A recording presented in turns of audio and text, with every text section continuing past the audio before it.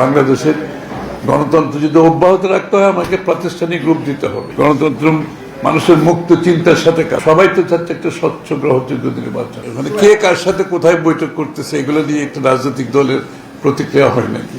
আলোচনার বিষয়বস্তুগুলো ছিল মূলত সম্ভবত নির্বাচন। সবার মধ্যে তো ফেব্রুয়ারির প্রথমার্ধে নির্বাচন নিয়ে সবাই আগ্রহ ভরে অপেক্ষা করছে। প্রক্রিয়া এটা নিয়ে দীর্ঘ আলোচনা হয়েছে এবং ওরা ইউরোপিয়ান ইউনিয়ন থেকে ওনাদের অবজারভার পাঠাবেন। সরকারের পক্ষ থেকে, ইলেকশন কমিশনের পক্ষ থেকে যে অনুরোধ আসছে তার পরিপ্রেক্ষিতে ওরা সিদ্ধান্ত নিয়েছে তারা অবজারভার পাঠাবেন। এবং বাংলাদেশের এমনিতে ইলেকট্রাল প্রসেসের মধ্যে ইউর একটা সবসময় একটা কন্ট্রিবিউশন থাকে, সেটা এবারও আছে এবং তারা আগ্রহ করে অপেক্ষা করছে ইলেকশনটা সুষ্ঠুভাবে সম্পাদন যাতে হয় এবং ইলেকট্রাল প্রসেসের মধ্যে যাতে স্বচ্ছতা থাকে, গ্রহণযোগ্যতা থাকে, তারা আশা করছে সেটা হবে।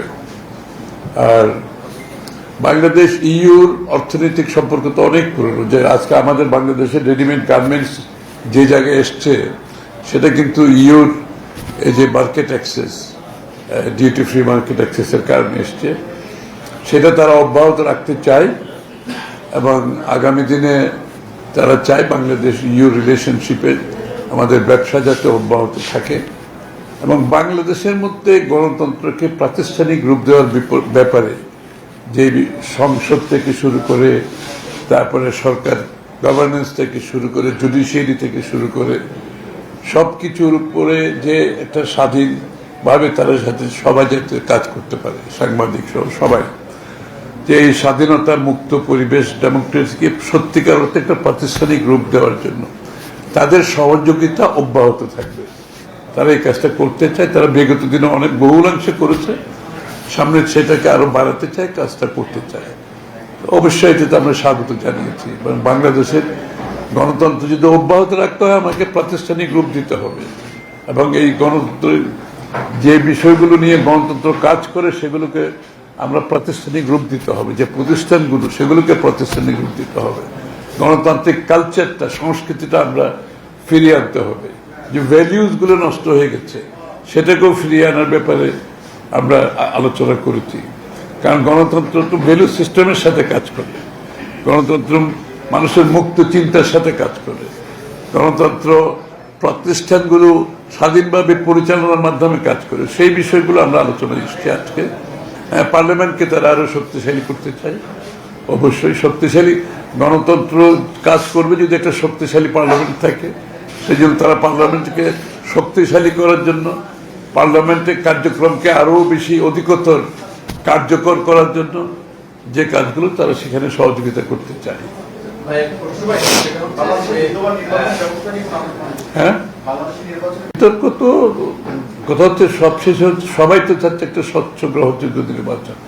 নিশ্চয়ই সেটা তো আলোচনা হয়েছে এবং দিনের শেষে আমাদের আরপিও গুলো যেগুলো আছে এগুলো যেগুলো বিতর্কিত বিগত আমলে ছিল এগুলো তো পরিবর্তন হচ্ছে, এটা কার্যক্রম চলছে।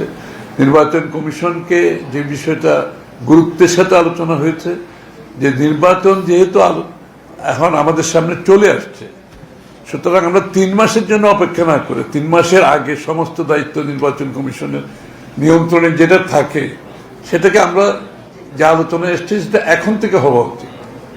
কারণ একবার বিতর্কিত হয়ে গেলে সেটা সমস্যা হয়। এই জন্য এখন থেকে সরকারের যে সিদ্ধান্তগুলো আসছে, যে কোনো সিদ্ধান্ত আসছে, সেটা যে সিদ্ধান্তগুলো নির্বাচনকে প্রভাবিত করতে পারে, নির্বাচনকে নিয়ে জড়িত, সেই বিষয়গুলো এখন থেকে নির্বাচন কমিশনের অবগত থাকা উচিত এবং নির্বাচন কমিশনের একটা ভূমিকা থাকা উচিত। এই বিষয়টা আলোচনা হচ্ছে, ওটার উপর আমাদের কোনো কমেন্ট নেই। ওখানে কে কার সাথে কোথায় বৈঠক করতেছে এগুলো নিয়ে একটা রাজনৈতিক দলের প্রতিক্রিয়া হয় নাকি, এগুলো তাদের ব্যক্তিগত ব্যাপার, এগুলো নিয়ে আলোচনার কোনো বিষয় নেই।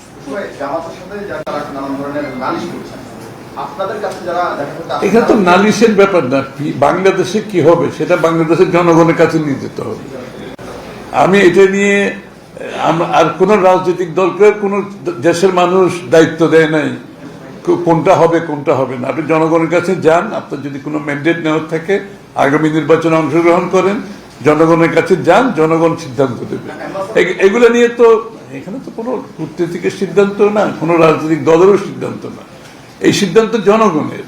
আপনি যদি গণতন্ত্রে বিশ্বাস করেন, জনগণের কাছে যান, জনগণের ম্যান্ডেট নিয়ে আপনার যা ইচ্ছে সেটা পাস করেন পারলেন।